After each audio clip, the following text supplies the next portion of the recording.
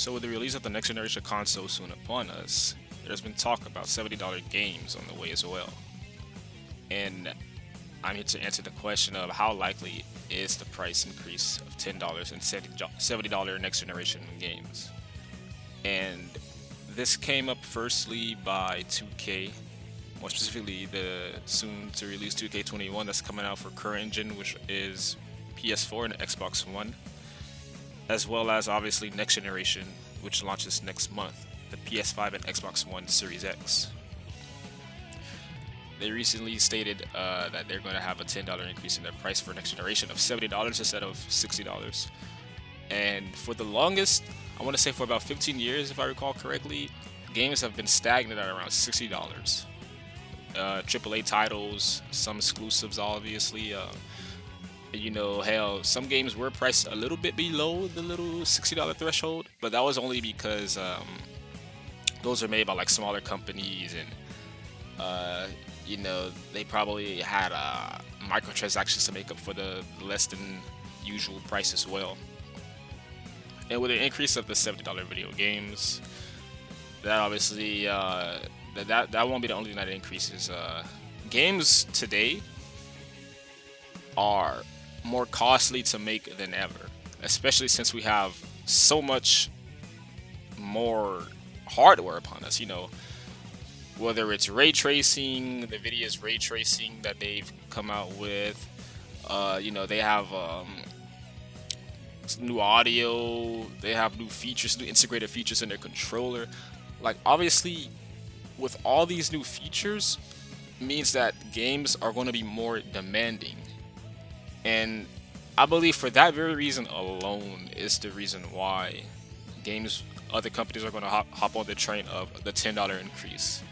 Even before games were $60, I believe games became $60 a price right after Call of Duty 2, when the PS2 was out. I believe that was around 2005 when Activision retailed their newly bred Call of Duty 2 title for $60, and other companies were like, these guys are increasing their price. Should we do the same? And it turns out, even with the $10 increase in price, Call of Duty 2 was still one of the best-selling titles among any other game. And obviously, other companies were like, hell, if they can do it, why can't we do it, right? And soon after, a lot of games were stagnant at $60 a piece, and I don't think there were any decrease in sales at the time either. I mean, because like I said before, if somebody pours in millions, and not just millions, like hundreds of millions, into creating and manufacturing a video game, hiring all those actors, voice acting, graphics, some people even travel the world to gain knowledge before they even create such a game. They put so much effort into all this art, this piece of art that they do. Then obviously they're gonna want to have a little high in demand. They're gonna raise the prices because they feel like it's worth it. And I agree. Like, gaming has come such a long way.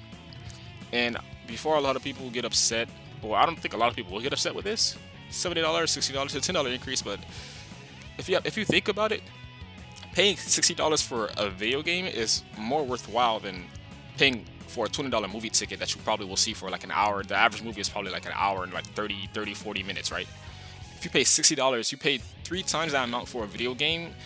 That can keep you busy with at least like months of entertainment. It depends on how much you grind that game.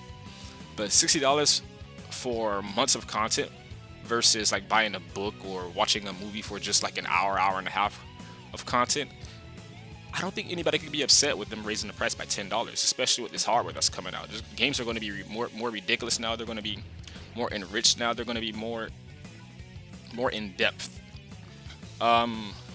Yeah, I for one don't have a problem with the $10 increase of newly released games for next generation. That is, I still believe games will still remain at $60 a piece for current generation, which are Xbox One, and the PS4. So you can still, if it's such a big deal, and if you want to lay low until maybe The PS5 drops into retail and the Xbox One Series X drops. They usually drop probably, I want to say, like a year or two later. Black Friday sales, whatever. If you want to wait a little while for prices to drop, so be it. There's no rush. PS5 and Xbox One Series X isn't going anywhere. It's going to be here for a long time. And I say that because I believe the PS4 and Xbox One, I think they got released around, I want to say like either 2013, 2012 or 2013, I believe, around that time. So it's been about like 8 years or so until we're finally getting our hands on the next generation. And with the kind of hardware that these guys have implemented into their console, I mean, it's kind of crazy if you think about it. PS5 and Xbox One Series X are pretty much like PCs now, and I only say that in the sense of the raw processing power that they possess now. For the longest, PC has always been the gaming Goliath, and I mean that, like I said, processing power. Like it's so much more versatile. You can do so much more things on PC, and you could have always upgraded your PC. Consoles could not keep up with PC, but with the ease of use and the live streaming capabilities and pretty much all the features that a PC has that consoles are now interpreting into their own product, they're not too far behind now.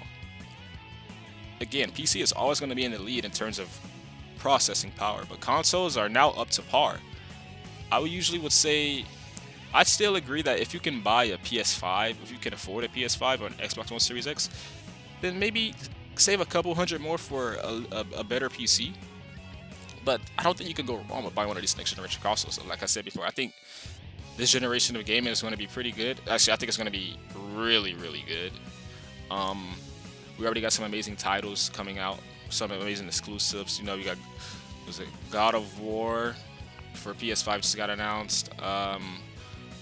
Spider-Man Miles Morales is going to be pretty good. Xbox, what are some Xbox exclusives? I'm not sure about Xbox. I'm a Sony fanboy, if you couldn't tell. We got plenty of titles and AAA titles, not even just exclusives. But that's one reason to own a console is for exclusives. I believe a lot of people own consoles just for exclusives, while other people mainly play AAA titles on their PC. But yeah.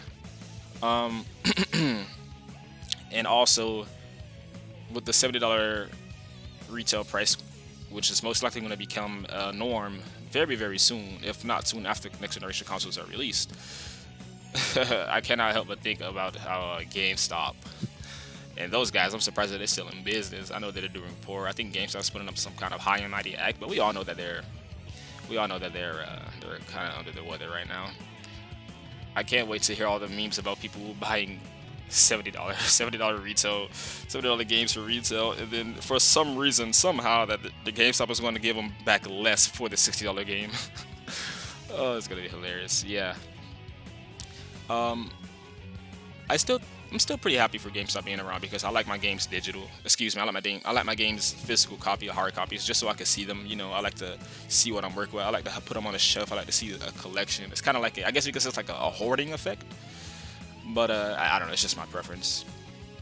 But yeah, like I said before, with the kind of entertainment that we get for games and the kind of the content, and hell, even companies, some companies come out with microtransactions. Call of Duty for one. Call of Duty, big AAA titles like Call of Duty cost millions to make. I believe in the 100 million threshold, and they try to make up for that money with deluxe editions, collector's editions for $80. And hell, we all know about the microtransactions, pay to win even.